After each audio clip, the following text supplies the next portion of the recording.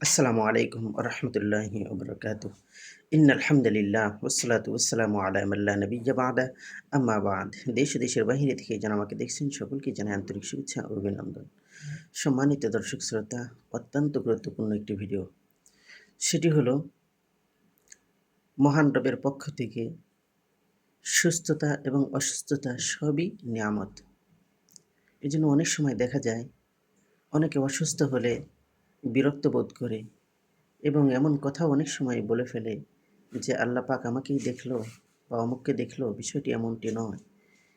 সম্মানিত দর্শক শ্রোতা, কোনো মানুষের, কোনো মুমিনের যদি একটু জ্বর হয়, একটু ব্যথাও লাগে, তারপরেও আল্লাহ তাআলা এর বদৌলতে তার সগীরা গুনাহগুলো আল্লাহ তাআলা মাফ করে দেন। তাহলে মহান রব কত বড় মেহেরবান খোদা।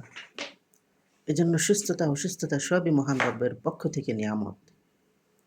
এজন্য আমরা যখনই অসুস্থতার নিয়ামতের মধ্যে থাকি, তখন মহান রবকে ডাকব। তখন মহান রবকে আমরা গোপনে প্রকাশ্যে সব সময় মহান রবকে ডাকবো আমরা। কারণ সব কিছুর মালিক হচ্ছেন আল্লাহ। সুস্থতা এবং অসুস্থতার মালিক, সব কিছুর মালিক আল্লাহ তাআলা।